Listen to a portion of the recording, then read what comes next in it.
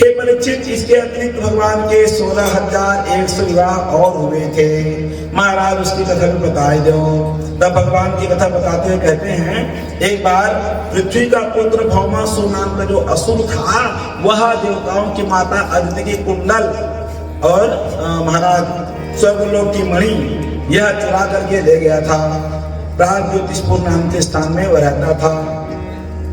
तब देवताओं ने आकर विनती की भगवान से कि इस असुर का निग्रह करना हमारे लिए मुश्किल है। बोले क्यों मुश्किल है? क्योंकि ऐसे वाला वरदान मिले। राधे राधे। भगवान श्री कृष्ण की पत्नी का नाम है भूमि देवी। क्या नाम है? भूमि। समझे? ये पृथ्वी को माता क्यों कहते हैं? क्योंकि सबके पिता भगवान है कि नहीं है? सबके पिता भगवान है, तो जो भगवान की पत्नी होगी तो माता ही होगी। इसलिए भूमि हमारे लिए क्या है? माता। माता भूमि पुत्रो अहम पृथिव्या वंदे मातरम।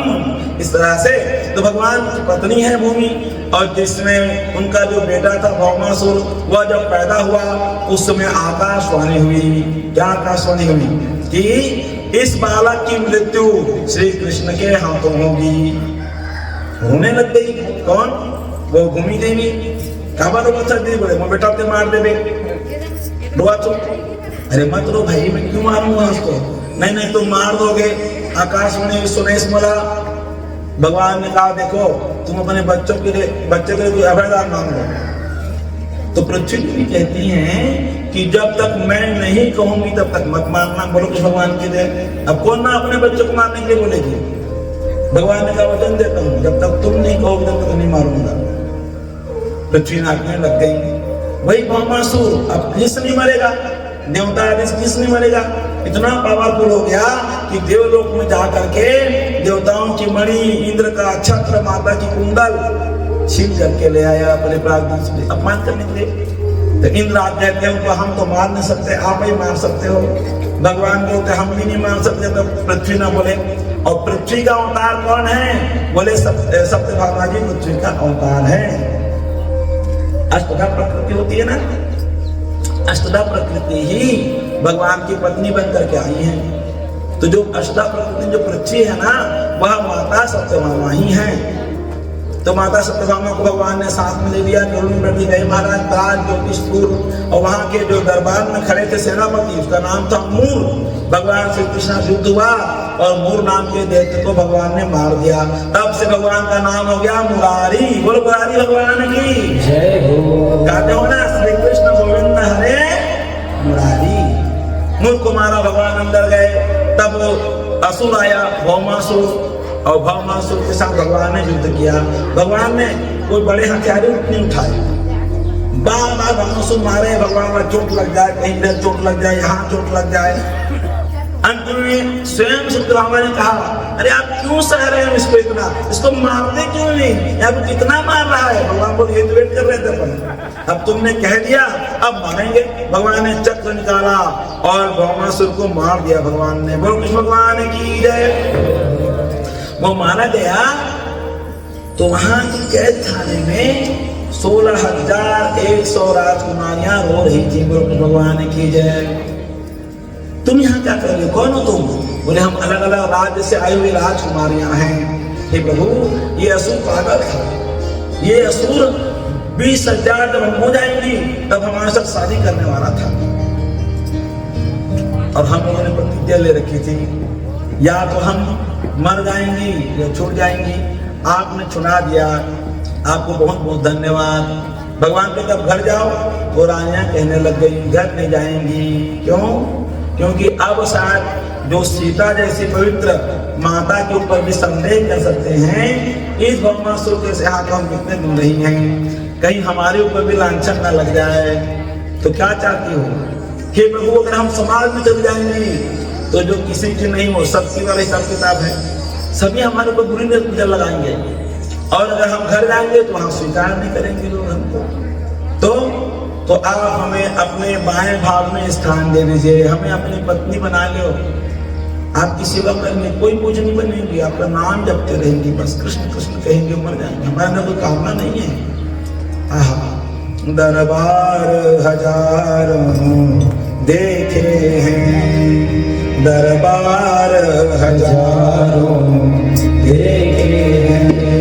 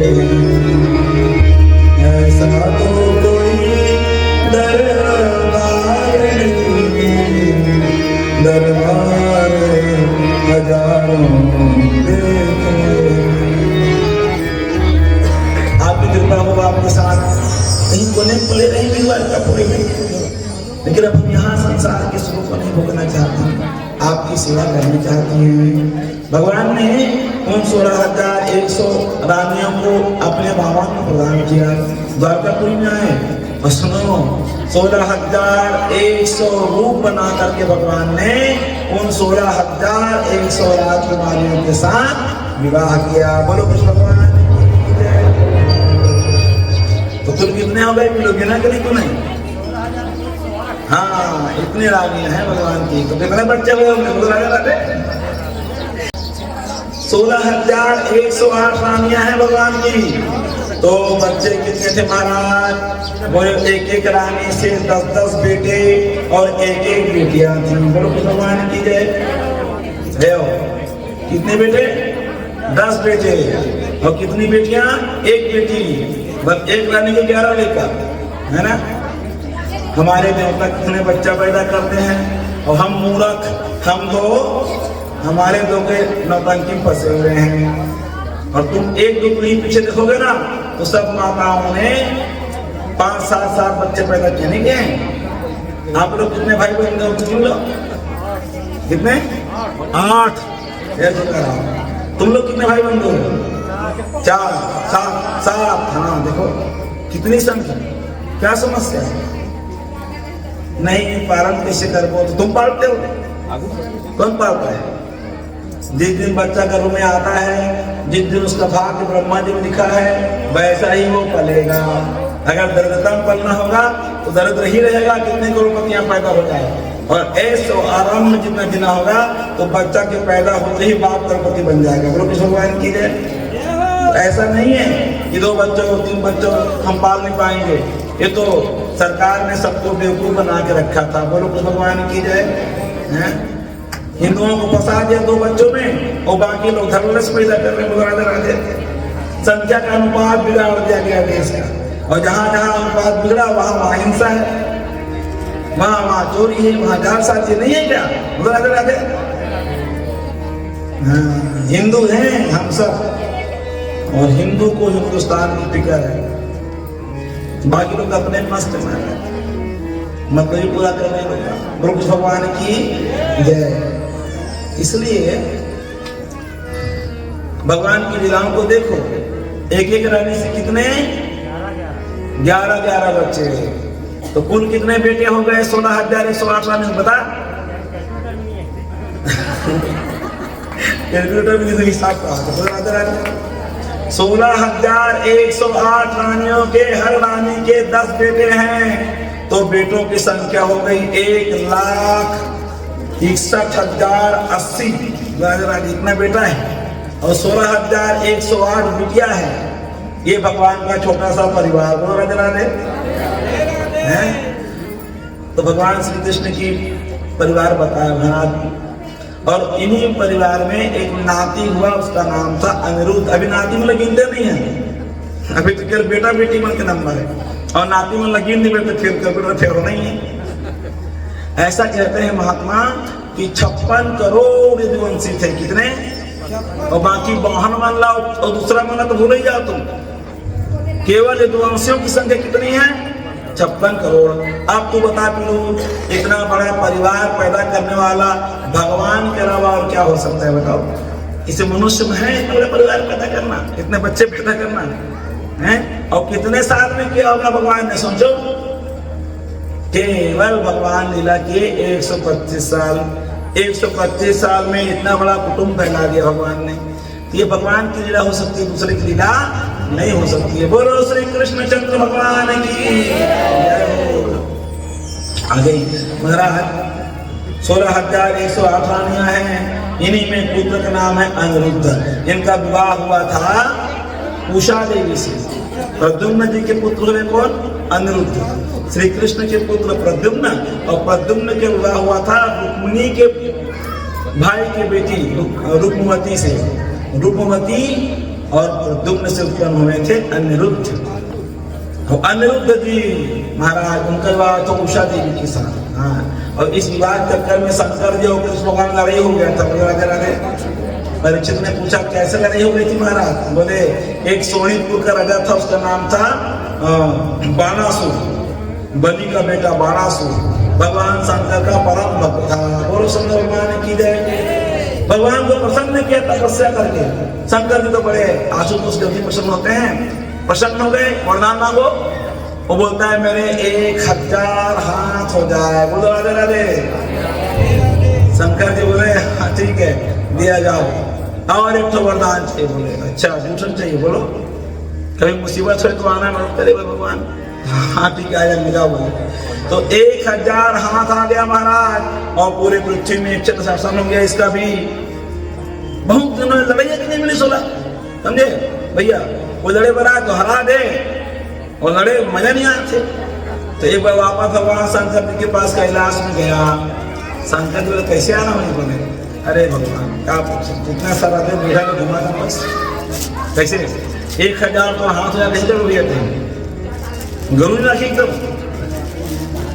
बोझा लिए घूम रहे हैं। तो क्या चाहते हो? बोले उतरो थोड़ा नीचे, लड़ाई करेंगे आपसे। शंकर जी बोले बेस्ट लड़ाई करोगे?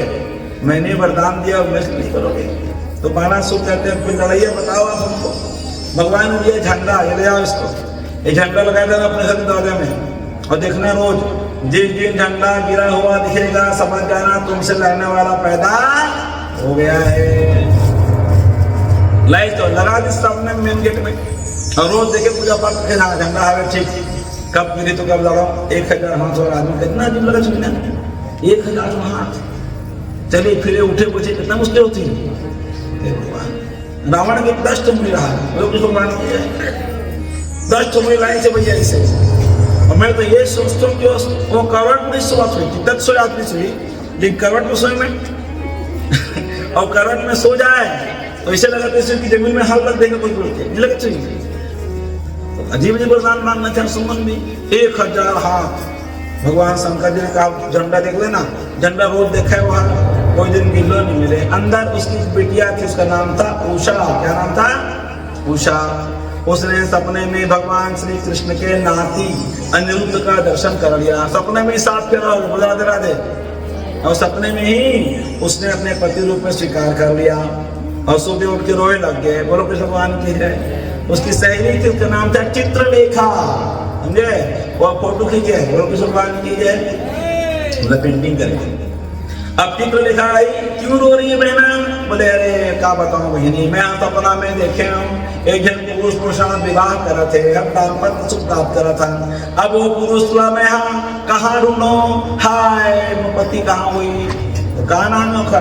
बोले नाम तो नहीं पता, लेकिन वो हरिद्वार का पूरी तरफ से यार इसको राधे राधे।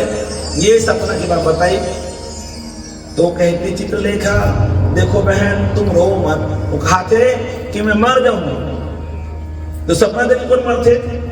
तो उषा कहती है देखो बहन मैंने अपने जिंदगी में कभी झूठ नहीं बोला। मनसा वाचा कर्मणा, मैं सत्य का पालन करती हूँ और मेरे सपने भी झूठे नहीं होते। और सपने में मैंने वरमाला पहना दिया, मतलब वह व्यक्ति ही मेरा पति होगा। ब्रह्मा भी मेरे को झूठा सपना नहीं दिखा सकते। बोले अगर ऐसी बात है तो मैं पेंटिंग बनाती हूँ, तुम देखो। और पूरा संसार के पेंटिंग बना दी, दिखा भगवती में जितने भी लोग थे पुरुष, सबकी पेंटिंग बना दी। द्वारकापुरी की पेंटिंग बनाना चालू कर दिए, भगवान श्री कृष्ण के वंश का पेंटिंग बनाना चालू कर दिए, कन्हैया का पेंटिंग बना के दिखा दिया। ये जो दिखते हैं थोड़ा सा, लेकिन है नहीं है। अब प्रद्युम्न का बनाया, बोले ये बहुत कुछ दिखते हैं लेकिन थोड़ा कमी लग रहा है। और फिर अनिरुद्ध का पेंटिंग बनाया, तब वह चीज पड़ी, उछल पड़ी, यही है यही है यही है, तुरंत घूमता लेके ऐसे करती है, राधे राधे, वो समझ गई यही योग है। कौन है ये? तब तो उस योगिनी ने, चित्रलेखा ने जान लिया योग बल से, अरे ये कृष्ण है, ये नाती है, द्वारकापुरी का युवराज है। तो मैं क्या करूं बहना, इसके पास तो मैं जा नहीं सकती, पापा गुस्सा होंगे। बोलो राधे राधे। वो शंकर जी टोल कृष्णा, अरे भगवान विष्णु ग्रुप के हैं। तो मैं क्या करूं, मैं मारी गई, किससे नहीं लगा बैठी, ऐसा रोने लग गई। तुम चिंता मत करो, हम तुम्हारे पति को तुम्हारे तक ले आएंगे। ऐसा रात के समय में अनिरुद्ध सोए थे द्वारकापुरी में, सुनो, और द्वारकापुरी से खटिया समेत उठा कर ले गए ओ बाणासुर के महल में, उषा के कमरा में। अनिरुद्ध जूठे सोए, अरे कहाँ गए बोलते, तो बगल में खड़ी हुई थी, हम त्वाम अधिकता पत्नी, महाराज मैं आपकी पत्नी हूँ। बोले मैं तो सिर्फ ब्याह कब करे, राधे राधे। तो सपने में आपने ब्याह कर लिया, मेरा त्याग मत करना, मैं सत्यवती हूँ, मैं आपकी ही हूँ, मैंने कभी झूठ नहीं बोला।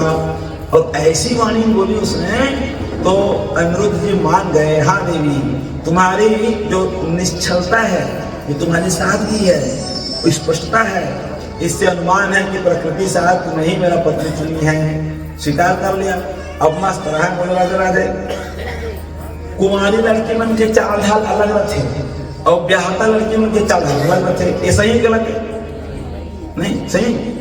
हाँ, आज जो लड़की के भावर पड़ी और आज वो लड़की चले गई ससुराल, और 5 दिन जब लौट के मायके में आते तो खैर चाल ढाल तोड़ा सेम नहीं लगी जो 5 दिन पहले की। भगवान की जय। खबर अब वो समा करके, रजा करके, मर्यादा में थोड़ा सिर को ढक करके, थोड़ा पैर कदम संभाल करके रखना सीख चुकी होती है। शादी होती है इसकी राधे। तो बाणासुर के नौकर महंदे की पहली उषा दुनिया चलती थी तो बड़े चंचल था उसका स्वभाव। अब उसका चलने का चाल जो है वो गंभीर हो गया। देखो इतने से माल भगवान की जय। बता के जरूरत है कोई ना, बीमार आदमी चलते तो चाल ढाल अलग रहते और स्वस्थ आदमी तेरे चाल ढाल अलग रहते। तब वो सैनिकों ने बाणासुर के पास जाके कहा, महाराज बिटिया को हमने देखा, उसकी चाल बदल गई है। तो क्या हो गया होगा? लगता है उसका मन कहीं फंस गया, या तो कोई आग उधरी फंस गया होगा। राधे राधे। आप जाकर चेक करो, हम तो नौकर वहां पूछ सकते। तब तो बाणासुर गया और वहां महाराज वो बाणासुर के उस कमरे में अनिरुद्ध और उषा देवी पासा खेल रहे थे। अरे बाप रे, बेटी कमरे में घुसे, जहां मंत्र बाणासुर ने कैद कर, थोड़ा युद्ध भी हुआ लेकिन बाणासुर ने कैद कर लिया। उषा रोती रह गई, तुम रोते रहो, अब तुम रो रहे हो, ये हार गया मेरे से। बाणासुर कहा हार गया मेरे से, मतलब ये तो मुझे मारने वाला नहीं होगा। बाकी की सब भाग जाते थे, जंगल उठे रहा है, अच्छा मतलब है तो कोई मारने वाला, लेकिन ये नहीं है। लेकिन विशेष घटना यही घटी है, छोड़ूंगा तो नहीं इसको, अभी दमाग बनाने टाइम नहीं है, इसको जेल में डालो। महाराज 20 दिन जेल में है, नजर आ दे 20 दिन नहीं, 2 महीना भागवत में लिखा है। 2 महीना बाद नारद मुनि की भगवान का नाम, भगवान का प्रणाम करते। अरे नारद जी कैसे आना हुआ? बोले सब ठीक है ना, एकदम चकाचक, हमारे सब बाल बच्चे बढ़िया हैं। नारद जी कहा अनिरुद्ध कहाँ है?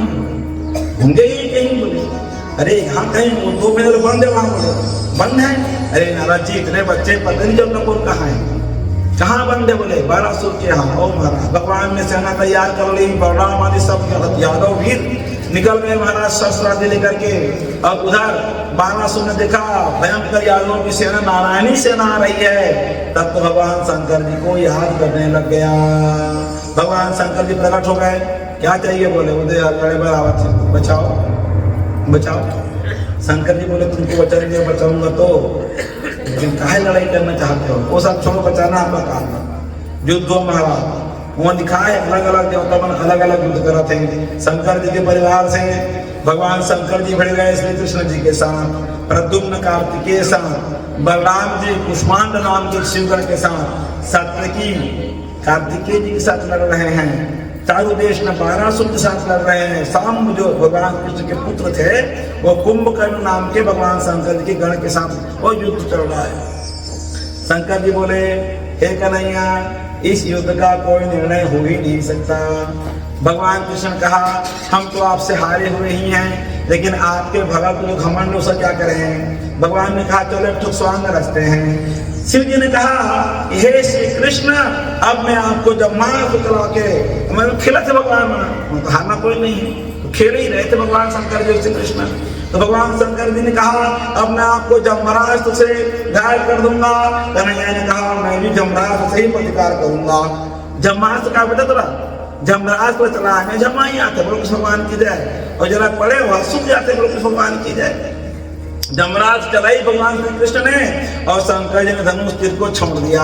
लग गया शंकर जी को जमरास्त्र, और उन्होंने कहा बाणासुर थोड़ा मैं आराम कर रहा हूँ, बीच लड़ाई में सूख शंकर जी बोलो कृष्ण भगवान की जय। कौन जीती? अब बाणासुर और श्री कृष्ण में युद्ध हुआ। भगवान ने चक्र से बाणासुर के 996 भुजा काटी। कितनी? 996 भुजा काट दी, और चक्र आगे बढ़ने लग गया। तब भगवान शंकर जी की नींद टूटी। छोड़ दीजिए, क्षमा कर दो इसको, भगवान ने हमको लग रहा है शंकर दिया। शिव जी ने जब हाथ जोड़ा तब कन्हैया कहते हैं हाथ मत जोड़ो बाबा, मैं तो इसको मारने वाला था भी नहीं। क्यों? क्योंकि इसके परदादा, हाँ सुनो, बाणासुर के पिता का नाम है बलि, और बलि के पिताजी का नाम है विरोचन, और विरोचन के पिताजी का नाम है प्रहलाद। मैंने प्रहलाद को वचन दिया था तेरी पीढ़ी में 7 पीढ़ी तक मेरे हाथ से कोई भी मरेगा नहीं, अभय दिया हूँ। इसको वैसे भी नहीं मानता मैं तो इसलिए इसके साथ युद्ध करने आया हूँ क्योंकि इसने आपको चैलेंज किया। आपके पास जा बोला युद्ध करो मेरे साथ करके, और ये किसी भक्त को भगवान के साथ नहीं करना चाहिए, इसलिए युद्ध लड़ा। चतुर्भुज कर दिया। अब शंकर जी हाथ जोड़े बचा है कर नहीं और बता रहा है शंकर जी। तो बाणासुर देखता है, कहता है अरे बाप रे, ये देखो मैं जेखर पूजा करता हूँ वो तो एखर पूजा करते, बोलो कृष्ण भगवान की जय। देखो शंकर जी कितने दयालु हैं। शंकर जी ने सोचा मेरा भक्त श्री कृष्ण का भक्त ना हो तो उसको दुर्गति होती है। शंकर प्रेम मद्रोही शिवद्रोही मम दास, हे नर करहि कल्प भर घोर नरक महुआस। जो शिव जी को माने और भगवान विष्णु को ना माने, जो भगवान विष्णु को माने और शंकर जी को ना माने, वो दोनों नरक में जाएंगे। बोलो कृष्ण भगवान की जय। मानना दोनों का है, ठीक है। शिव जी में और भगवान विष्णु में भेद नहीं करना, कृष्ण में और शिव जी में कोई भेद नहीं है। लेकिन शंकर जी पता है कैसे होगा, इसलिए भगवान शंकर जी लीला करी, युद्ध हुआ और भगवान शंकर जी हार गए। इसको देख रहा है बाणासुर, जिसकी मैं पूजा करता हूँ वो तो कृष्ण की पूजा करता है, तो मतलब कृष्ण ही आराध्य है। अब भगवान शंकर जी की भक्ति थी ही, अब श्री कृष्ण की भक्ति हृदय में आ गई। 2 देवता हैं जिन्होंने ऐसे ही किया, समझे। एक देवता का नाम है शंकर जी और दूसरे हैं भगवान विष्णु। अगर शिव पुराण को तुमने पढ़ा होगा, रामायण की बात नहीं कर रहा हूँ, शिव पुराण में जो वर्णन है रामायण में, शिव पुराण में जो शिव कथा वर्णन है, वहां दक्ष प्रजापति ने भगवान विष्णु को भी बुला के रखा है वहां। और भगवान विष्णु लड़ाई किए शिव गणों के साथ, वहां भाग गए। बोलो कृष्ण भगवान की जय। भगवान लड़ाई करी भगवान विष्णु तलवार खड्ग से, और फिर बोले अब बस हो कितना लड़ूंगा, तुमने कहा था युद्ध करना, मैंने युद्ध कर लिया, अब तुम संभालो, तुम जानो तुम्हारा काम जाने, वीरभद्र से मैं नहीं लड़ सकता हूँ। चले गए भगवान, अंतर ध्यान हो गया। उस समय दक्ष को समझ में आया कि भगवान विष्णु नहीं शंकर जी ही सबसे बड़े हैं, और इधर बाणासुर को समझ में आया कि भगवान शंकर नहीं विष्णु ही सबसे बड़े हैं। तो ये लीला करते हैं भगवान लोग अपने भक्तों को सही रास्ता लाने के लिए, क्योंकि एक को मानेगा एक को नहीं मानेगा तो नरक जाएगा। बोलो कृष्ण भगवान की जय। बढ़िया शादी कराया, उषा और अनिरुद्ध का विदा किया और खुद भगवान शंकर जी के साथ चला गया। कहाँ? कैलाश। और बाणासुर क्या है? भगवान शंकर जी का शिव गण है वो। बोलो कृष्ण भगवान की जय हो। वाणी ऐसी बोलिए मन का पाखो, और औरन को शीतल करे आप शीतल होए। रूखी वाणी बात नहीं करना चाहिए, मीठी बात करना चाहिए, व्यवहार बड़ा मृदुल होना चाहिए। भगवान श्री कृष्ण की 16,108 वाणियां हैं और उनमें सबसे मृदुल स्वभाव किसका है? मतलब रुक्मिणी जी का है। ठीक है, भगवान श्री कृष्ण सोचने लग गए। मैंने देखा हमारी सारी रानियां बड़ी गुस्सा करती हैं, समझे। भगवान के महल में तो अलग से आबू राजा में महल बनाया ना भाई, तो वहां एक तो अलग से रूम बने वाला कहा है वो भवन का है वो भवन समझता। अगर घर वाले का मूड खराब हो तो वो भवन में जाके बैठे, सबके दिमाग खराब मत करें। जिला गुस्सा आते भोगता बैठो, अलग से रूम में रहा। अब को भवन में बैठे हैं तो फिर देखो कोई गुस्सा है, जिम्मेदारी जाके मनाए। श्री कृष्ण भगवान के द्वारकापुरी में 16,108 महल हैं और 16,108 महल में उन रानियों के लिए अलग अलग को भवन बना हुआ है और को भवन बना हुआ है। और सारी की सारी रानियां समय समय से अपना अधिकार को उपयोग करती हैं, को भवन में जाके बढ़ जाती हैं और कन्हैया को मनाना पड़ता है। और सबसे अधिक कौन जाए बताए तुला? माता सत्यभामा।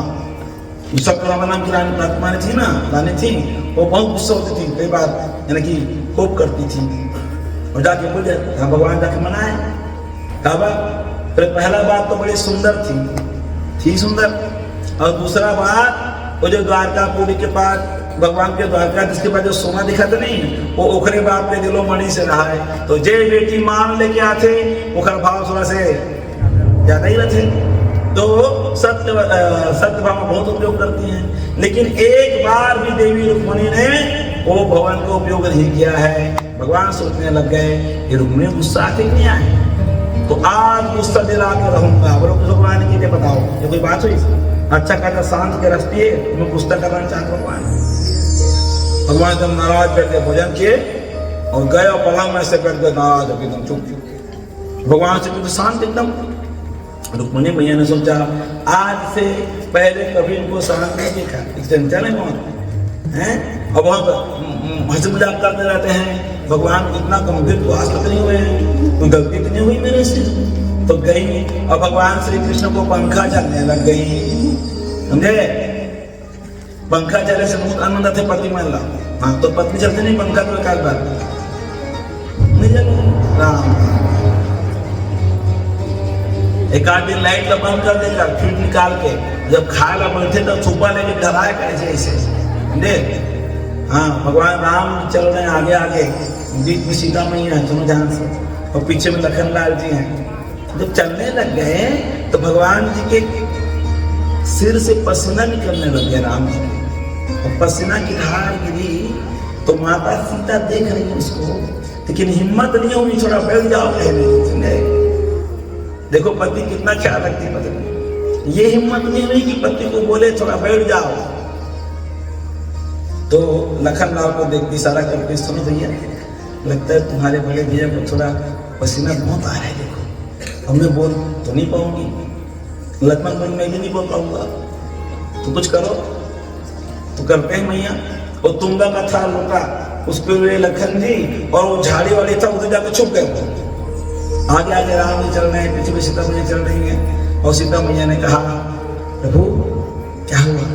ये लखन लाल जी गए हैं मान लाने के लिए, दिख नहीं रहे हैं, थोड़ा उनके आगे तक एक आध घंटा बैठ जाओ। कितना फिक्र है देखो पति की, बैठ जाओ थोड़ा। राम जी कहते हैं ठीक है आ जाएगा, धीरे धीरे चलते हैं, नहीं थोड़ा बैठ जाओ आप। तब राम जी देखते हैं सीता मैया की ओर, कहते हैं ये भी थक गई होगी। दोनों बैठ गए।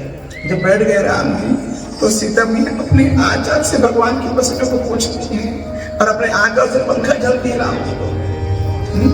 और लखनलाल जी आ गए, सुनो ध्यान से, भगवान चले हैं पैदल बिना चप्पल बिना खड़ों के महाराज, तो भगवान के चरणों में कांटे चुभे हुए हैं। तो भगवान श्री राम अपने पैर के कांटों को निकालने का अभिनय करते हैं कि सीता जी को थोड़ा रेस्ट मिल जाए। अब आ तो गया लखन, जाएंगे कैसे? मैं तो मेरे को तो प्रॉब्लम ही नहीं है, सीता से कोमल है, कहीं को कष्ट ज्यादा ना हो जाए। तो रामचंद्र जी जहाँ घाव नहीं है, जहाँ कांटे नहीं चुभे हैं, वहां भी थोड़ा छू रहे हैं। मैं कांटा देख रहा हूँ देवी, थोड़ा रुक जाओ। तो समझ सीता आराम कर ले, समझ राम आराम कर ले, ऐसे तो पंखा जलने का आनंद ही माना बोलो कि भगवान की जय। हाँ, तो मैं कह रहा था भगवान लेटे हुए हैं, पलंग में बैठे हुए हैं और पीछे से रुक्मणी मियाँ पंखा चल रही है। और धीरे से पूछा, देखो आपको कोई बात चुप गई, हे पतिदेव, हे प्राणनाथ, आप आज एकदम शांत बैठे हैं, हमसे कोई गलती बताओ। तो कन्हैया देखते सर ऐसे बैठे। तो माता ने क्यों पूछा, अरे कोई गलती है बताओगे नहीं तो गलती सुधारेंगे कैसे हम, अब सुधारेंगे नहीं तो फिर आपका मुंह तो ऐसी खुला रहेगा। कन्हैया सुधारोगी? हाँ सुधारेंगे। तो कन्हैया ने कहा, तुमने मेरे से शादी की ना, यही गलती है, बता राधे, अब सुधारो। रुक्मणी में हराम क्या बोल रही है, क्या गलती कर दी मैंने? तो भगवान कह रहे हैं, देखो तुमने चिट्ठी लिखा था और तुमने लिखा था कि तुम बहुत वीर हो, मेरे गुणों की चर्चा की थी ना, बताया था ना मैं आपको, बहुत वीर हो बोले थे। तो काय के वीर? हम तो वीर नहीं हैं, क्योंकि हम इतने डरपोक हैं। जैसे पैदल ये डर के मारे मथुरा से गए गोकुल में, वहां वो पेड़ पूरी गिर गए नीचे में, तो डर के मारे वहां से गए हम मथुरा में, वहां जरासंध आ गया, डर के मारे देवी हम तो ये समुद्र के बीच में रह रहे हैं, किसी जगह ही नहीं दी हमको रहने के लिए, हम बड़े डरपोक हैं। और तुमने डरपोक से शादी कर ली, गलती की कि नहीं? भगवान पलट के देखते हैं तो रुक्मणी में गुस्सा नहीं आया, वो पंखे चलते रह गई। भगवान ने कहा, तुमने कहा था चिट्ठी में कि शुक्ला भुवन सुंदरम, कि भुवन सुंदर हो तुम बोल करके, बहुत सुंदर हो तुम बोल के तुमने मेरे रूप की तारीफ की थी। काय के सुंदर? हम काले कुलेटे हैं। और रात के समय हमारे पिताजी लाया टोकरी में लेकर के, ऊपर कोई चावल भी डाले थे, तो रात में बादल था ऊपर से और चिपक गए हमारे ऊपर में, काले काले हो गए। ऊपर से हम कालिया में नहा दिए और कालिया में नहा के तो और काला रंग आ गया। भाई काले को तुमने कहा सुंदर, सोता भुवन सुंदरम, और काले शादी कर ली, तो गलती की कि नहीं? हमारी मैया जब हम छोटे थे तो हमारी मैया कहती थी एक कनुआ, ऐसे कहती थी हमको। और हमारे भक्त लोग भी कहते हैं, जब नाराज होते हैं हमसे तो कहते हैं, कन्हैया तू ऊपर से भी काला है और अंदर से भी काला है, ऐसा कहते हैं हमारे भगत लोग। और हम गुस्सा नहीं करते, हमसे भी कर ले, गलती की कि नहीं? रुक्मणी में आपके भी गुस्सा नहीं आया। कन्हैया कहे, तुमने कहा था कि तुम्हारा कौन ऊंचा है, बोलो राधे राधे, इधर भी गड़बड़ है। कोई तो कहता है यशोमती नंदन, कोई कहता है देवकी नंदन, कोई कहता है वसुदेव नंदन, कोई कहता है नंदन नंदन, बाप और दाई का ही पता नहीं, बोलो राधे राधे। और तुमने ऐसे सब शादी कर ली, हमारा कौन कहाँ अच्छा हुआ देवी, ऐसा बोला। और देखते पीछे मुड़ करके माँ का पंखे चल रही आराम से, कोई गुस्सा ही नहीं आई। और सुनो देवी, तुमने गलती क्या बताता हूँ, भाई अपना होता है और तुम्हारा खास भाई मेरे से शादी करने के लिए मना कर रहा था, और तुम अपने भाई की बात क्यों नहीं मानी? गलती की कि नहीं तुमने? भगवान ने फिर देखा पीछे, तुमको गुस्सा है, वो पंखे जल जा रही है। भगवान ने कहा, हे देवी, तुमने किनकी बात को सुना? तुमने लिखा था चिट्ठी में कि जो साधु संत आते थे और उनके मुख से तुमने मेरी बड़ाई सुन रखी थी, और उन भूखे नंगों की बात को तुमने मान लिया हैं? वो साधु लोग मुझे पसंद करते हैं और मैं भी उन्हीं को पसंद करता हूँ, वो बात अलग है, लेकिन तुमने उनकी बात को मान लिया। अरे तुम्हारे पास 4 पैसा नहीं है, कोई पैसा वाला बोले समझ में आता है रिश्ता अच्छा लाया होगा बोल के, और तुमने साधु संतों की बात को मान के मुझे शादी किया, गलती की कि नहीं की? और फिर पलट कर देखते हैं भगवान, तो रुक्मणी को गुस्सा ही नहीं आया, पंखा जली रही थी। तब भगवान ने कह दिया, सुनो, जो शिशुपाल है ना अभी भी तुमको चाहता है, और अगर तुम कहो तो तुम्हारी शादी करवा दूंगा शिशुपाल के साथ, ऐसा कह दिया भगवान ने। और आज का भी कोई मैया होती जिसके 16,108 बच्चे हैं, 10 बच्चे हैं, बेटे बेटियां हैं, वो कहते हैं बूढ़ा पागल हो गया, पकड़ो इसको, बांध रखो, बाकी खाना मत दो, तब होश में आएगा, बच्चे भी साथ देते नहीं देते। रुक्मणी मैया ने जैसे सुना मेरा त्याग कर देंगे, उसी समय महाराज गुस्सा तो आया नहीं, बेहोशी आ गई, चक्कर आ गया, धड़ाम से नीचे गिरी। कन्हैया ने कहा गई नीचे, तो भगवान नीचे देखते हैं रुक्मणी पड़ी हुई थी, तुरंत उसे भगवान ने चतुर्भुज धारण किया, 2 भुजाओं से रुक्मणी मैया को उठा लिया, एक भुजा से पानी छिड़क रहे हैं और दूसरे भुजा से पंखा चल रहे हैं महाराज। अब देखो चारों भुजा में दर्शन करो, हाँ रुक्मणी में को 5 मिनट महाराज ऐसे छिड़कने के बाद होश आया।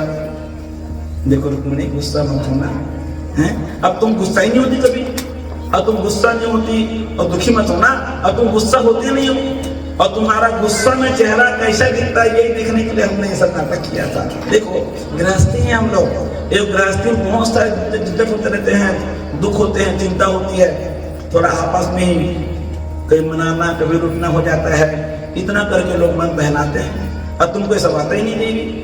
तो गुस्सा दिलाने के लिए हमने ऐसा कहा था।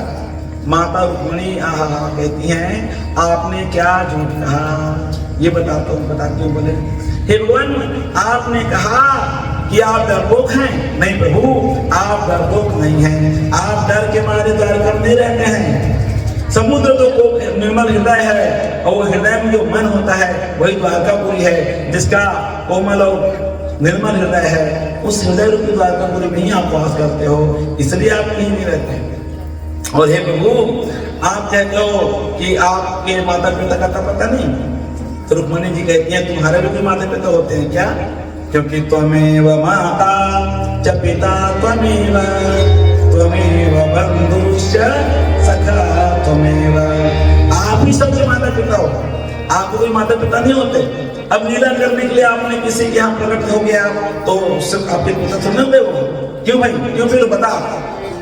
दूध में जो बाल्टी में दूध है उसको जब मंगाते हो तो कहते हो बाल्टी के दूध को लाना, ऐसा कहते हो ना, तो दूध बाल्टी का है कि गाय का है बता, लेकिन कहते किसका दूध है वो, बाल्टी का दूध ले आओ, गिलास दूध ले आओ, ये कहते हैं ना, लेकिन भैया तो गिलास दूध देगा, दूध तो गाय का ही है। इसलिए हे प्रभु आप जिस पात्र में हो वो पात्र आपको पिता कहाँ से हो गया, इसलिए आप ही सबके पिता हैं। आपने कहा हाँ सुंदरता के बारे में, तो यदि नंदलाला तुम होते लली तो गले कट जाते करोड़न के। से लोग कहते हैं सबको हे नंदलाल तुम काले हो तो इतने सबको आकर्षित करते हो, अगर तुम गोरे हो तो न जाने क्या होगा। अब एक सब तो उल्टा बोल दीजिए, हे नंदलाल नंद लली रहते, मान लो नंदलाल के बजाय लाली रहते तो ना जाने कितने लोग आपस में ही मर जाते तुमको पाने के लिए। भगवान की है ऐसी माता रुक्मिणी ने सुंदर बताया। और आपने कहा था कि मेरा भाई विरोधी था, तो हे प्रभु जो कुसंगी है, जो पापी है, जो धूर्त है, उनकी बात को तो वैसे भी नहीं मानना चाहिए। मेरा जो भाई था वह, मेरा जो भाई है वह किनका संगी है, वह दुर्योधन का संगी है। ऐसे लोगों के संग करने वाले की बात को क्यों मानूं। और तुम कहते हो, आप कहते हो कि मैंने उसकी बात को नहीं मानी, वह कुसंगी है, दुष्ट है, और दुष्टों की बात को त्याग देना चाहिए, संग त्यागना चाहिए। जाके प्रिय ना राम वैदेही तजिए ताहि कोटि वैरीसम जगते परम सनी। बहुत प्रिय हो लेकिन भगवान से दुश्मनी करे, वैर करे, ऐसों का त्याग कर देना चाहिए। किन्ने त्यागा, भाई माता पति पिता सबका त्याग हुआ। किन्होंने त्यागा, बोले विभीषण ने भाई को त्यागा, भरत ने माई को त्यागा, और बलि ने अपने गुरु का त्याग कर दिया भगवान के लिए। शुक्राचार्य की बात नहीं मानी, गोपियों ने अपने परिवार को त्याग दिया। इसलिए जाके प्रिय न राम वैदेही सो क्षण्ये कोटि वैरीसम जगते परम सने।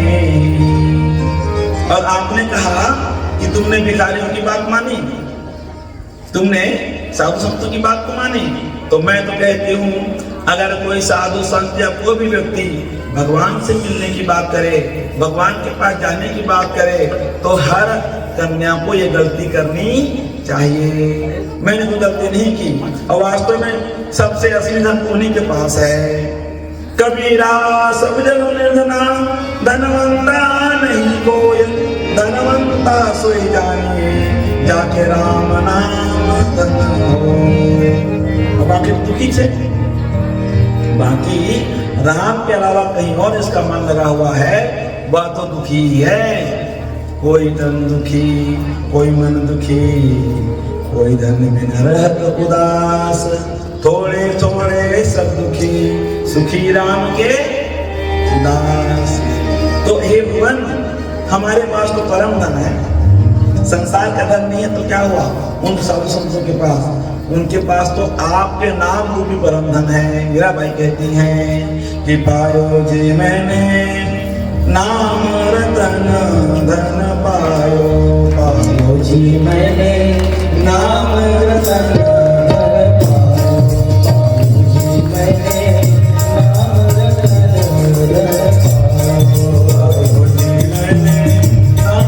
रतन धन पायो, पायो जी मैंने नाम रतन धन पायो, पायो जी मैंने नाम रतन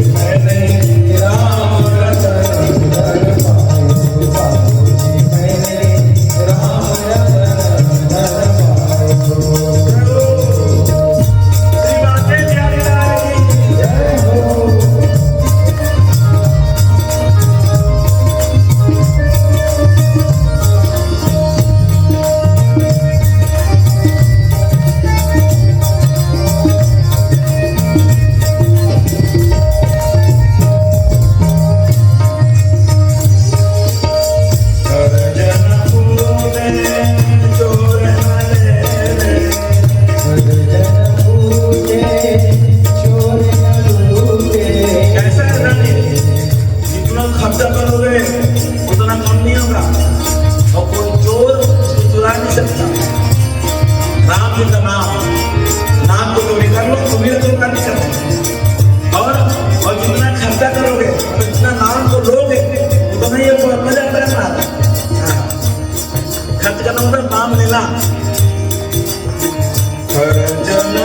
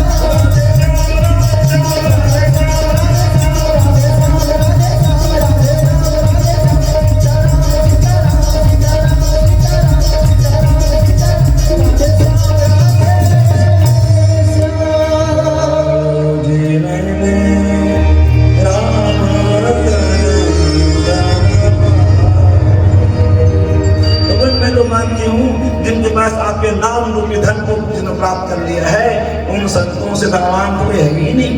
और मैं उनकी बात को माना, इसमें कोई बुरी बात नहीं प्रभु। भगवान श्री कृष्ण यह सुन करके आनंद में भर गए।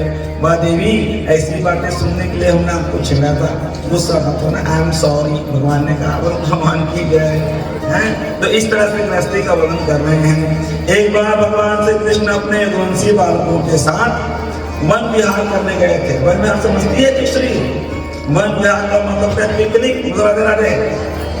तुम लोग जाते ही आते हो, ऐसे ऐसे कहते हो, ऐसे चलो हाउ कहूँ तो हाँसी के और हाउ नहीं खाते, और नहीं कहूँ तो झूठ नहीं कि नहीं खाती। बोलो ठीक है बोलो कृष्ण भगवान की जय। पिकनिक मनाने गए, महाराज वन में गए। बालकों ने देखा एक कुएं में एक मेंढक था, पिकलाश, मेंढक नहीं पिकलाश ना टिटका। बोलो कृष्ण भगवान की जय। गिरगिट, हाँ गिरगिट। तो बड़ा सा पिकलाश था महाराज, बहुत बड़ा था। आश्चर्य हुआ, इतना बड़ा देखा नहीं हमने। तो गए भगवान श्री कृष्ण के पास, और श्री कृष्ण भगवान तो कहते हैं पिताजी राधा जी तो नहीं मना, हमने देखा बड़ा सा टिटका है वहां पे, और ऐसा हमने आज तो नहीं देखा। भगवान भी आए और उसको देख करके वहां पिकलाश बार बार से रहने लग गया भगवान को देख करके। तब भगवान ने अपने उंगली का स्पर्श कर दिया, उसी समय वह पिकलाश एक दिव्य राजा के रूप में प्रकट हो गया। बोलो वहां के बिहारी लाल की जय। भगवान ने कहा तुम कौन हो भाई, और यहाँ क्या कर रहे थे ऐसे? तो वो कहते हैं महाराज मैं मृग नाम का राजा हूँ। अच्छा तो बताओ अपनी स्टोरी। राजा राधे। तो राजा कहता है कि महाराज मैं बड़ा दानी था और रोज हजारों गैयाओं का दान करता था। हाँ फिर तो एक बार एक ब्राह्मण की गैया मेरे जो बाड़ा था ना, बाड़ा गाय रखने का, वहां पे आकर के जमा हो गई महाराज बाड़ा में। अब नौकर लोग तो थे, इन्होंने ध्यान दिया नहीं।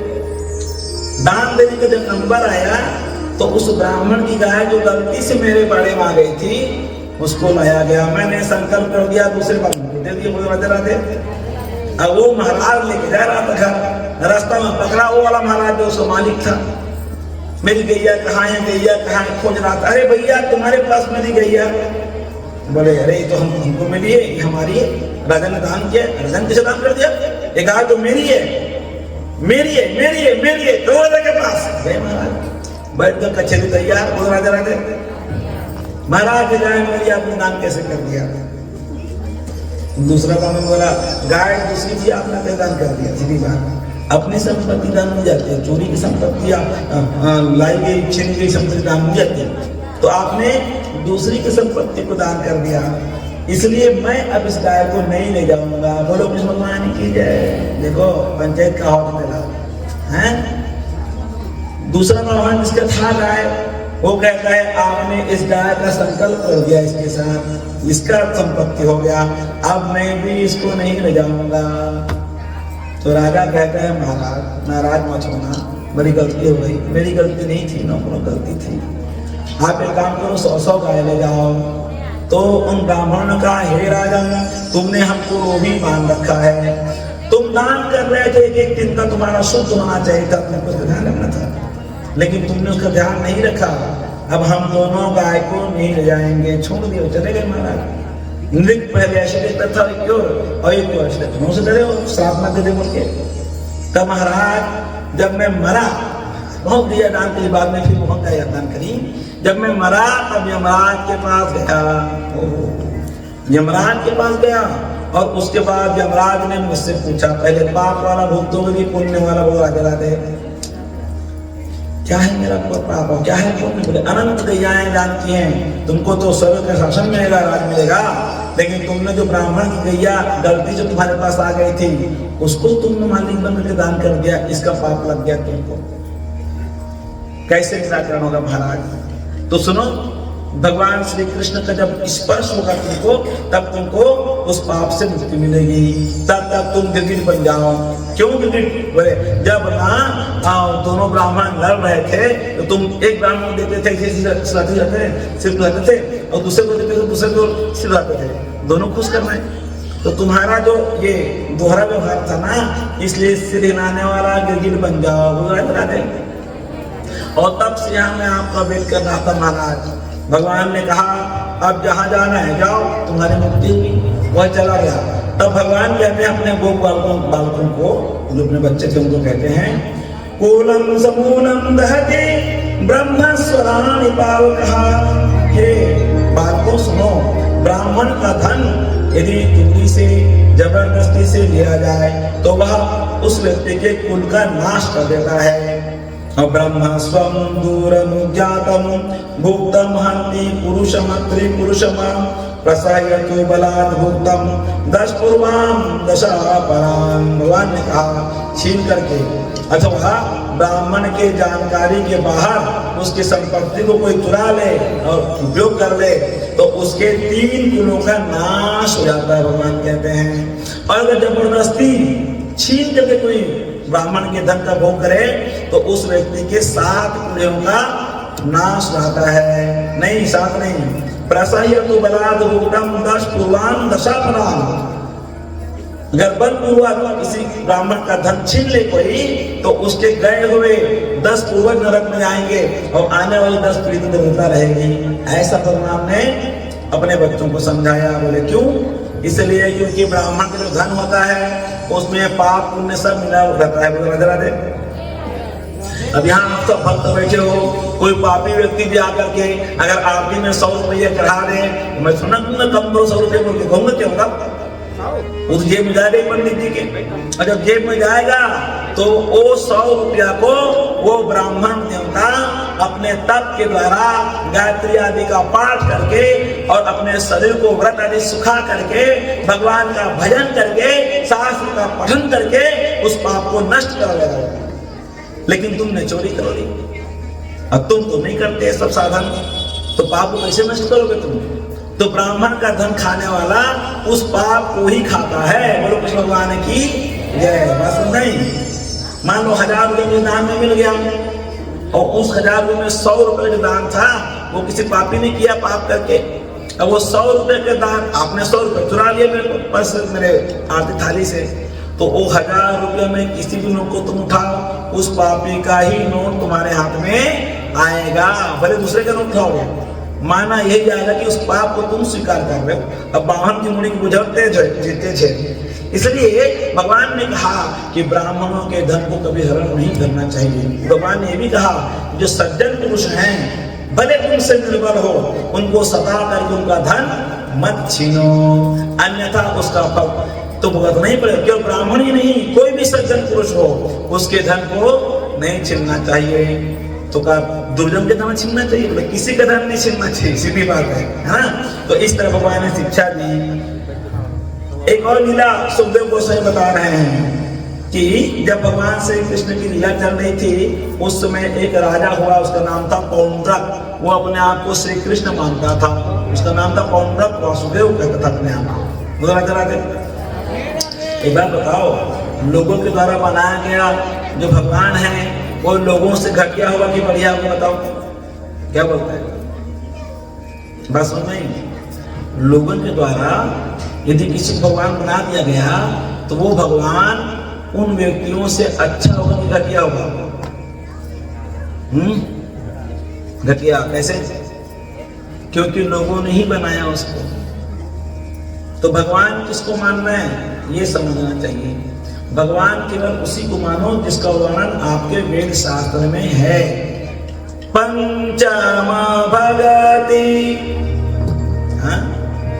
मंत्र जाप मम दृढ़ विश्वास, मंत्र जाप मम दृढ़ विश्वास,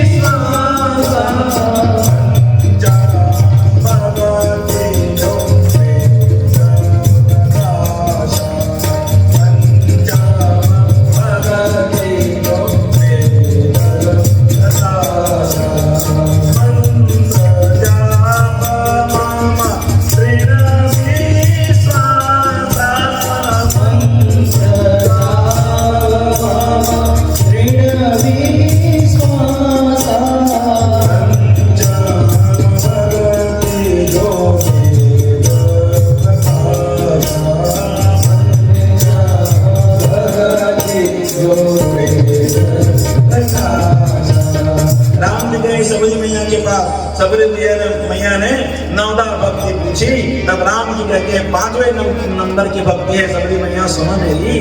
मंत्र जाप मम दृढ़ विश्वासा, पंचम भगवती जो वेद प्रकाशा। अर्थात किसको भगवान मानना है और किसको भगवान नहीं मानना है, इस पर कौन निर्णय करेगा? श्री कृष्ण अर्जुन से कहते हैं शास्त्रम प्रमाणम ते केवलम ते। अर्जुन, इन सब विधियों के लिए कौन प्रमाण है? पंडित जी नहीं, शास्त्र प्रमाण है। शास्त्र में लिखा है ये जो होता है तुम्हारा उसका पूजन करो, फल मिलेगा। और शास्त्र प्रमाण के बाहर यदि पूरी भौतिकता में लोगों को भगवान बना के बिठा दिया तो क्या होगा पता है? भगवान कृष्ण कहते हैं जो जिसका पूजन करता है मरने के बाद उसी लोग को जाता है। बोलो राधे राधे। हमें बड़ा काम कर दिया, बहुत दिव्य काम कर दिया है, मुर्दे को जिंदा कर दिया, बोलो राधे राधे। अंधे को आंख दिला दिया, तुम उसको भगवान मानोगे नहीं मानोगे? बताओ हैं?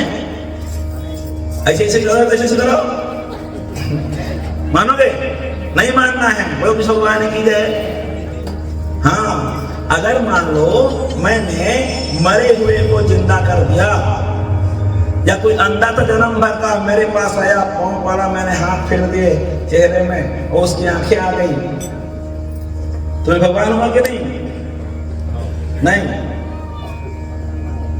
इस जन्म के या पूर्व जन्म का कोई पुण्य होगा जिसके दम पर तुम्हें सिद्धि प्राप्त कर लिए और ये सब नौकरी कर रहे हो, लेकिन तुम भगवान नहीं हो।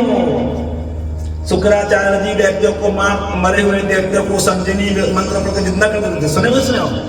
शुक्राचार्य जी जिंदा करे नहीं पीरू भैया। जब शुक्राचार्य जिंदा करते थे तो भगवान क्यों नहीं माने गए? वो महामृत्युंजय मंत्र के बल पे किए, जिंदा किए कि नहीं किए? तो तुम्हारे जो आस-पास जाओ दिखा रहे हैं, जो जिंदा कर रहे हैं, वो बीच में था नहीं, तो लात खाओ लड़े जाओ कार्य से बाबा। तो ठीक है, मैं ऐसा नहीं कहता शक्ति नहीं है शक्ति। इस जन्म में या पूर्व जन्म में किसी ने ये साधन किए होंगे तो कुछ दिव्यता आ गई, थोड़ा दूर करने की शक्ति आ गई, ठीक है, लेकिन उससे वह भगवान नहीं बुझाता। हमारे शास्त्रों में तो कई कथाएं ऐसी हैं जब मरे हुए को जिंदा किया गया है। क्यों नहीं किया गया है? शुक्राचार्य तो प्रसिद्ध है, असुर जिंदा करते थे। और एक बार बताते हैं सावित्री ने अपने मरे हुए पति जिंदा किया कि नहीं किया? ऐसी कई कथाएं हैं, लेकिन क्या वो सब भगवान ने मरे जिंदा करने पर नहीं होते हैं। इसलिए कितना ही बड़ा कोई चमत्कार कर दे, जब तक हमारे शास्त्र में उसके बारे में नहीं बताया गया ये भगवान है, तब तक उसको भगवान मानने की जरूरत नहीं है। भेड़ चाल मत करना, बोलो राधे राधे। हाँ, एक जब माना था, दूसरा माना था, दूसरा माना, तीसरा माना थे, यही तो होता है आजकल। तो इससे बचो। तुम्हारे पुस्तक में है कि नहीं उसका प्रमाण? है तो मानो, कोई दिक्कत नहीं। और नहीं है तो भैया जो से राम राम, इसको मानना है माने, बोल राधे राधे। क्योंकि लोग बहुत भावुक होते हैं। हाँ, दो दिन एक जन माता राम कहा था, प्रदीप मिश्रा जी इतने महान हैं, प्रदीप मिश्रा जी कितना भगवान शंकर जी की भक्ति बढ़ा दिए, नहीं बढ़ा दिए? जब माता राम बोला कहता है प्रदीप मिश्रा भगवान शंकर जी के अवतार है, बोले राधे राधे क्यों? मुझे पता है ना भाई, बहुत अच्छा काम किया उन्होंने, दिव्य काम किया, सबके मन में भगवान को प्रकट कर दिया। तुम्हारे मन में सोया हुआ था शंकर जी, उसको जिंदा जागृत कर दिया, जगा दिया, बहुत अच्छी बात है। लेकिन इससे भगवान हो गए क्या? हाँ, सम्मान बिल्कुल आदर करो, लेकिन भगवान की पदवी कोई नहीं ले सकता। भगवान बनने में देखो सुख है, साहू जी की दास बनने में, बताओ हैं? दास बनने में सुख है। क्यों? क्योंकि जो दास होता है उसका नुकसान नहीं होता, मालिक का नुकसान होता है। बोला राधे। नाश्ता है क्यों? कभी नाश्ते क्यों ना चाहे तो बता, नाश्ता है बढ़िया। तो बता, बेंद्रा सा नाश्ता थी कठपुतली सर? हाँ, बहुत बड़ी जवाब दिया मेरे भाई ने। कैसे नाचते हो, कैसे नाचना चाहिए सबको? कठपुतली के समान। क्यों? क्यों? इसलिए क्योंकि जो बंदर नाचता है, गलत नाचेगा तो डंडा किसे पड़ेगा? बंदर को। और कठपुतली गलत नाचे तो डंडा किसको पड़ेगा? जो कठपुतली चला रहा है डंडा पड़ेगा। इसलिए नाचना कैसे चाहिए? कठपुतली के समान। मैं कठपुतली तेरे हाथों की, मैं कठपुतली तेरे हाथों की, अरे चाहे जैसे नचा ले मोरसिया, जीवन है तेरे हवाले, जीवन है तेरे हवाले, मैं कठपुतली तेरे हाथों की, मैं कठपुतली तेरे हाथों की, मैं कठपुतली तेरे हाथों की, मैं कठपुतली तेरे हाथों की।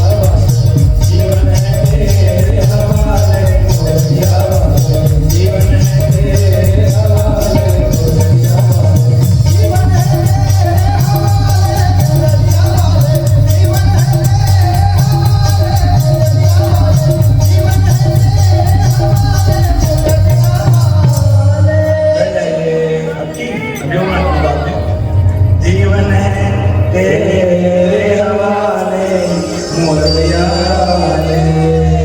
यही बार दासत्व रहना चाहिए। होई है सोई जो राम रचिला का, जब राम जी ने रची दिया है तो सब बढ़िया है। सुनो फिर राधे राधे बोलो। एक राजा था, सुनो कथा सुनाते हैं। कोई तुम्हारा हाथ कट जाए और अच्छा हुआ बोले, उस पर गुस्सा होगी, गुस्सा नहीं होगी, बताओ क्यों कर रहे भैया? तो हाथ कट जाए अब बढ़िया हुआ, ऐसे कोई बोल दे तो कैसे लगी तुम्हें? हाँ राजा रहा है जो राजा फल खाता है वो खत्म करिए कर दिए बोलो राजा राधे। तो मंत्री बगल में बैठे रहा है, राजा देखिए से उंगली कट गई थी, जो हुआ अच्छा ही हुआ महाराज। जब गुस्सा आ गया तो मेरे मेरी उंगली कट गई और तुम कह रहे हो अच्छा हो बोल के राज से निकाल दिया अपने नाम से। दूसरे दिन राजा शिकार करने गया, बोलो राधे राधे। शिकार करने गया तो फंस गया वहां जंगल के वनवासियों के बीच में, और वो वनवासी में नफरत रहा पूजन देकर पूजन नहीं बने काटे बने। राजा को पकड़ लिया, सैनिक को भगा दिया, राजा को गिरफ्तार किया गया और लाया गया उनके देवता के सामने में बलि चढ़ाने के लिए। नहलाया गया, धुलाया गया। अब देवता के पास नहीं तो उधर जो पुजारी रहा थे देख करके एला हम बलि नहीं दे सका, काबर खंडित थे भगवान की जय, इसकी उंगली कटी हुई है, खंडित है, नहीं मारना है। ओहो छोड़ दिया गया। राजा हाँफते हाँफते घर आया वापस, मंत्री को बुलाओ, राजा राधे। मंत्री आया, कहते हैं हे मंत्री तूने बहुत अच्छा काम किया था भैया, तूने बताया मंत्री वर कि हमारा हाथ कटा था, अच्छा हुआ, अच्छा ही हुआ था, देखो हमारा हाथ कटा इसमें जान बची, भगवान की जय। मंत्री बोला भगवान जो करते अच्छा करते महाराज। राजा ने कहा तुम्हारे लिए क्या अच्छा हुआ? भाई तुमको तो राज से निकाला दे दिया गया ना, देश निकाल के दिए थे मैंने। तो मंत्री कहते हैं महाराज आप जहाँ जाते हो मेरे को साथ में ले जाते हो हैं, इस वजह जाते शिकार करने के लिए तो मैं ही आपके साथ चलता हैं, हम दोनों को पकड़ते, आपका तो अंग खंडित है, मेरा तो कोई अंग खंडित नहीं है, तो आपको छो करके मेरी गला करती महाराज, इसलिए मेरे लिए अच्छा हो गया। आपने जो मुझे अपने राज्य से निकाला वो भी अच्छा था, और जो आपका उंगली कटा वो भी अच्छा था। भगवान का कोई कार्य अशुभ नहीं होता। एक दिन उसने अजूर रहा राधे वो गुरु जी ने कहा थे भगवान को गलत काम करते, कैसे? अरे छोटा सा आम होता है उसको इतना बड़ा पेड़ में उगा दिया और इतना बड़ा तरबूज को नार में उगा दिया, नीचे पड़ा हुआ है। अरे भाई बड़ा फल बड़ा पेड़, राधे राधे। गुरु जी ने कहा जो भगवान करते अच्छा करते हैं, बुरा नहीं मानना चाहिए, तुमको समय रहते समझ में आ जाएगा। महाराज हो गया बाहर और अमराई के नीचे में बैठ करके आराम कर रहा था, राधे राधे। हवाई तेज एक आम टूटा उसके सिर पे लगा, हाय कहते गया गुरु जी के पास, बोले गुरु जी आप भी सही बोले थे, मैं ही गलत था, भगवान ने अच्छा किया कि आम के पेड़ में तरबूज नहीं लगाए, वरना तो आज मेरा गोविंद आए नमो नमः वही आता। भगवान का सारा विधान श्रेष्ठ होता है। हम लोग अपने दुख से डर करके छोटे मोटे इधर उधर किसी को भगवान बना लेते हैं, गलत बात है। अपने दुख को थोड़ा झेलना सीखो। भक्ति किसे कहते हैं? भक्ति कहते हैं जब प्रतिकूलता में कृपा का अनुभव हो जाए। मतलब राधे समझ नहीं बात? प्रतिकूलता मतलब दुख, अनुकूलता मतलब सुख। सब कुछ अनुकूल है, हरा हरा है, भगवान की कृपा हासिल आते। लेकिन जब जीवन में दुख आता है तो लोग कहते हैं भगवान की कृपा आनी बंद हो गई है। ये जो मूल भाव है ना, ये भक्ति नहीं है। भक्ति का अर्थ होता है जब प्रतिकूलता में दुख में भी भगवान की कृपा का अनुभव होने लग जाए। दुख भी है तब भी आनंद में रहो। जो आदमी दुख में आनंद नहीं मनाता, दुख में सुखी रहने की विद्या नहीं सीखा है, वो आदमी खोजता है अलग अलग भगवान। हाँ अपना भगवान ही बदल देते नजर आते हैं। ये भगवान के इच्छा पूरा नहीं होते तो चलो आप शनिदेव का मना था, शनिदेव की इच्छा पूरा नहीं हो तो घर से तो चलो फलाना जगह बना था। बदले जा रहे हैं, बदले जा रहे हैं, बदले जा रहे हैं। और सब देवता कहा थे कोई भरोसा घबरा आदमी छोड़े रहेंगे, वो ऐसी इच्छा पूरा नहीं करने वाला। इसलिए एक को मानो दुख है कोई समस्या नहीं। जैसे एक पतिव्रता नारी अपने पति के साथ आजीवन रह लेती है, कष्ट भी दे दुख भी दे तब भी वो सह करके रह लेती है, पालन कर लेती है, अपनी मर्यादा को बचा लेती है, तो उसका सभी आदर करते हैं, सम्मान करते हैं। नहीं करते क्या? भले गरीब ही हो। हाँ सुनो ध्यान से इस बात को अच्छे से कि जब पतिव्रता स्त्री रहती है वह अपने पति से निभाने का संकल्प कर लेते हैं। कोई भी कष्ट आए, दुख आए, नहीं छोड़ेंगे, साथ रहेंगे, अपना मन बना लेते हैं ऐसा। और वैसा मन बनाने के कारण देवताओं के लिए भी पूज्य जाती है। शास्त्र कहते हैं यत्र नार्यस्तु पूज्यन्ते रमन्ते तत्र देवता। तो किन नारियों के यहाँ भगवान रमन करेंगे बताओ? किन नारियों के यहाँ देवता आएंगे? जो पतिव्रता नारी हैं, जो अपने मर्यादा का पालन करती हैं, उन नारियों को देवता भी सिर झुका के प्रणाम करते हैं। बोल कृष्ण भगवान की 10 आधार हैं जिससे पृथ्वी टिकी हुई है, उनमें से एक आधार पतिव्रता कहा गया है। कितना बड़ा स्थान दिया गया है बताओ? हमारे यहाँ पतिव्रता माता को इतना बड़ा स्थान है। शास्त्र कहते हैं और कुछ साधन मत करो, अगर तुम्हारे यहाँ पतिव्रता नारी है उसका पल्लू पकड़ लो, उसके पल्लू को पकड़े पकड़े मोक्ष को प्राप्त कर लो।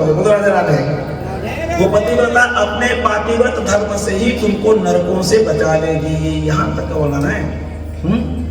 इसलिए बढ़िया दुखों से डरे बिना, कष्ट आए तो झेल लो।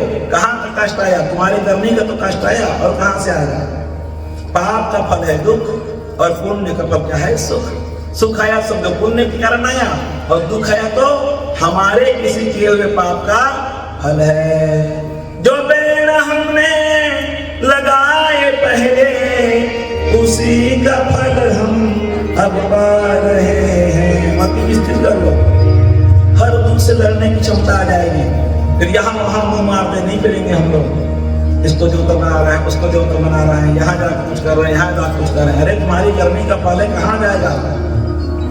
दशरथ महाराज की करने का फल देखो चाची, 4 बेटा राम के, और तुमने बताया दशरथ जी के 4 बेटा।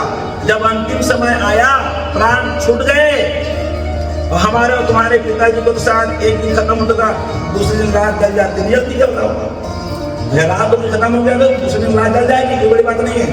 लेकिन राम जी के पिताजी दशरथ महाराज जब खत्म हुए तो उस समय 2 बेटा वन में थे, राम लखन, और 2 बेटा ननिहाल में थे।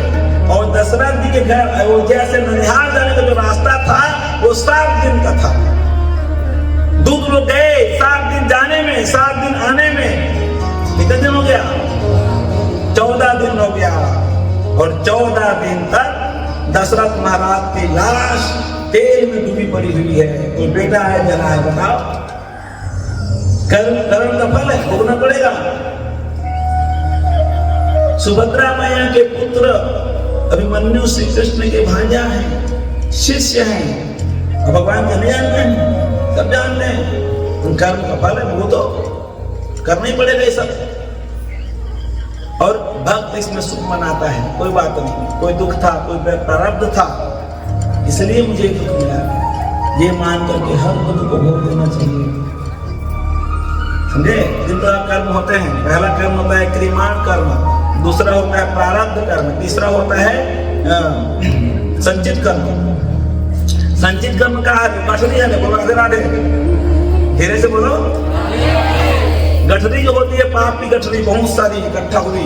इस जन्म में तुमने जितने पाप किए होंगे और जितने पुण्य किए होंगे उसका हिसाब करो, और हिसाब में केवल यही आएगा कि तुम्हारे पुण्य अपर्याप्त है तुम्हारे पापों को धोने के लिए। क्यों? एक बकरा काट दिया, हो गया खत्म, बहुत बड़ा पाप हो गया। उसको कैसे होगा?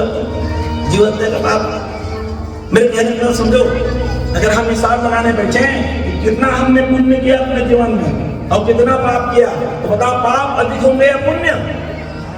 पाप ही अधिक होंगे।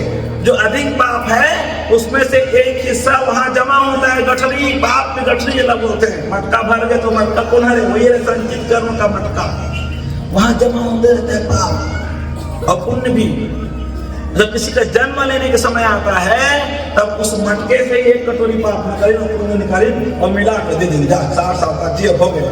राधे राधे, बात पकड़ नहीं? उस संचित का एक हिस्सा है प्रारब्ध, जिसको हम भोग रहे हैं, इसे कहते हैं प्रारब्ध कर्म। और तीसरा होता है क्रियमाण कर्म, जन्म लेने के बाद जो हम नया वाला सिस्टम चालू करते हैं। राधे राधे, तो पुराना तो हिसाब नहीं हुए हैं, और नया और कर लेते हैं। जो भक्त होते हैं, सुनो ध्यान से, भक्त होते हैं वे नया पाप कर्म नहीं करते। सुनते ही मेरी बात, जो भक्त होगा सुनन को जो भगवान की भक्ति में आ गया, अब बताओ उसका मन पाप करने में रहेगा या नहीं?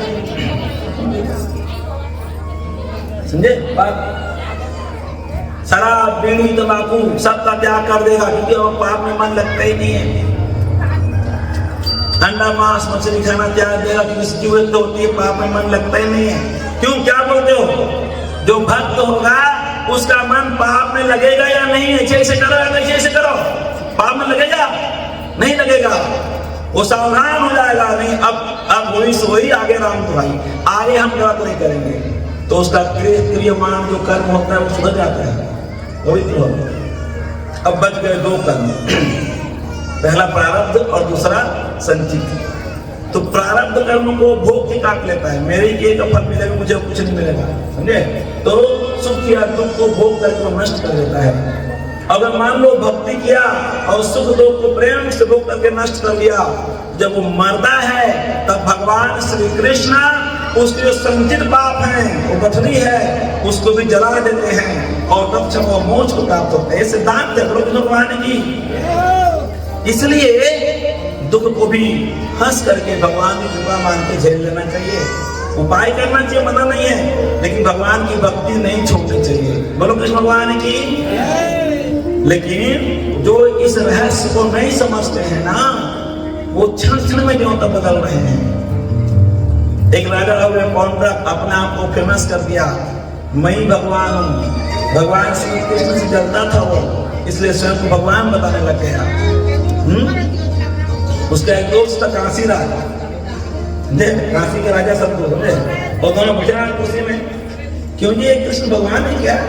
तो काशी राज के कोई भगवान नहीं है, डरपों के एक नंबर के, बस बात फैला रहे हैं लोग होता ऐसा। तो पौंड्रक कहता है मैं भगवान बन सकता हूँ क्या? बिल्कुल बन सकते हो, लेकिन भगवान के रूप में तो कृष्ण के पास आए। अरे महाराज मैं कहता हूँ डरवा उसको, चिट्ठी लिख दे तो ऐसे रूप बना लो चतुर्भुज। भगवान विष्णु का चतुर्भुज जो रूप है उसका वर्णन तो शास्त्रों में है ही, वैसे बना लो तो हाथ लगा लो, अलग से काटे कहते हैं। चार हाथ हो गए, बैटरी लगवा देना, 16 चार्जर वाला बोल राधे राधे हैं, मुझे फिट कर देना चक्र को, दबाना घूमेगा चक्र। और विमान तो बनते ही लकड़ी का गरुड़, चार्जिंग करो और 60 किलोमीटर तक थे महाराज इलेक्ट्रिक वाला है नहीं भाई, उसने लगा लेते हैं। तो कम से कम चलो भी दिखा दे लोग अपना, और लोग बात देखी हनुमान देख कर भगवान को राधे राधे। वैसे ही कौन किया महाराज, पता है कठोरा के दूसरा हाथ फिट कर रहा है, एकदम पौधना टाइप के लगे, तो मैं चक्र फिट रहा है, एक छोटा कमालपुर वाला और गदा वाला महाराज से हाथ चार और हाथों कर, और नीला नीला अपना को रंग लिया, ध्यान किया श्री कृष्ण का, ऐसा दिखता है वो नंद का लाला। तो वैसे ही अपने आप को ढालने लग गया, नील रंग निकला शरीर में, और काशी में इसके पास आई ऐसा दिख रहा हूँ। अरे एकदम तू तो एकदम भैया क्या बात है, एकदम तू असली लग रहा है, भगवान विष्णु लग रहा है असली वाला। वो देख दिखाई चालू करे बटन ला तो गरुड़ उड़े लग गए, ड्रोन राधे राधे, गरुड़ भी तेरे पास। अरे भैया तू तो पक्का कृष्ण बन गया, अब मैं घोषित कर दो अपने कृष्ण भगवान। तो काशी में बोलता है एक काम और कर ले, क्या? वो जो कृष्ण है ना वो द्वारिकापुरी में रहता है, उसको भगा दे कृष्ण को द्वारिका से, तो रजिस्टर्ड भगवान बन जाएगा। बोलो भगवान की जय। ऐसे भड़काइस महाराज तो वो है चिट्ठी लिखी भगवान का, हाँ चिट्ठी लेके दूत की भगवान को सभा में, भगवान बचे रहा, उद्धव जी बचे रहा है, दूत ने चिट्ठी दिया उद्धव जी को, हमारे राजा ने चिट्ठी भेजी महाराज देखो। तो उद्धव जी ने देखा इसे खोल करके, और चिट्ठी में लिखा था हे कृष्ण आशीर्वाद इसे भगवान का, और मैं कुछ दिन के लिए वैकुंठ चला गया था, तुमने मेरी द्वारका में कब्जा कर लिया, अब छोड़ो द्वारकापुरी को, मैं आ गया हूँ, मैं ही असली वासुदेव हूँ, ऐसा कहा। उद्धव जी ने पढ़ा, क्या हुआ उद्धव? बोले बोरिया बिस्तर संभालो, असली वाला आ गए, तो तुम तो नकली वाले सिद्ध हो रहे हो। भगवान ने कहा अरे हुआ क्या? बोले ऐसी ऐसी बात है। तो दूत कहता है क्या है? भगवान ने कहा हम तुम्हारे भगवान का दर्शन करने आएंगे। बोले राधे राधे। और सुनो दूसरे दिन भगवान पहुंच गए मैदान महाराज, वो सब गाँव वाला में खड़े रहा एकदम धुंध में, पौंड्रक दल के बना, और पौंड्रक ऐसे इशारा करते तो आरती चालू पौंड्रक के, जय पौंड्रक देवा, ओ स्वामी जय पौंड्रक देवा। बार जो भी तुमको पुकारे साक्षात नरक देवा।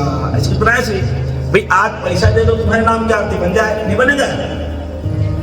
महाराज आरती और जाना चलो 2 घंटा हो जाता है, भगवान कहते भयंकर काम झाम करे उद्धव जी। आओ महाराज देखो तो।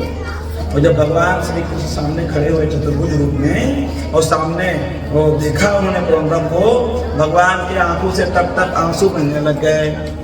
उद्धव जी ने कहा आपकी आंखों से आंसू क्यों निकल रहा है? भगवान कहते हैं ये पौंड्रक मेरे समान रूप धारण करने के लिए कम से कम 8 घंटे तक मेरा ध्यान में खोया रहा होगा। ऐसा दिखता है, ऐसे आंख को बनाऊंगा, ऐसे दिखता है, ऐसे हाथ को बनाऊंगा। तो मेरे समान बनने के लिए मेरा चिंतन किया होगा। और जो मेरा चिंतन करता है, चाहे गुस्सा में कहे चाहे प्रेम से करे कि भाय को भाय अनख आलस, चाहे भाय से करो चाहे कुभाव से करो, भगवान का ध्यान तो किया ना भाई। भगवान तो केवल इसी से मतलब है। भगवान ने कहा इसको मैं नरक नहीं भेज सकता, इसको तो मैं मुक्ति दूंगा। भगवान ऐसा उद्धव से बोल रहे थे और पौंड्रक ललकार रहा है, कृष्णा अगर तू बचना चाहता है तो इसी समय ये शंख चक्र गदा पद्म छोड़ के चला जाए यहाँ से, तो मैं आपको दूंगा। भगवान ने कहा हो पहली में तो बस चक्र छोड़ दो महाराज। चक्र छोड़ दिया भगवान ने और चक्र गया और पौंड्रक के गला को काट करके वो काशी नरेश से बोली करके दबा दिया। बोलते भगवान की जय। धनाम से नीचे गिरा, गरुड़ नीचे, वो मन आरती गा रहा है, अरे भगवान मर गए, भगवान मर गए, भगवान सब दौड़ के आए महाराज। और कपड़े हटा के देखे तो 2 हाथ लकड़ी के थे। वो राधे राधे राम राम, ये हमको ठगता रहा भगवान बन के। तो उगर ही अंत ना हो ही निबाहु, काल में मिजमी रावण राहु। कोई पाप करे और चोरी करे वो बच जाएगा क्या? कोई नहीं बचता। सबका पाप सामने आ ही जाता है, नहीं आता? बोलो राधे राधे। ऐसा लीला का वर्णन किया। आगे महाराज नारद जी के द्वारा भगवान की गृहस्थी देखने को वर्णन हुआ। कितने सुंदर सुंदर लीलाएं बता रहे हैं। श्री कृष्ण भगवान द्वारकापुर लीला कर रहे हैं। एक नारद जी आगे धीरे से बोलो राधे राधे, और धीरे बोलो।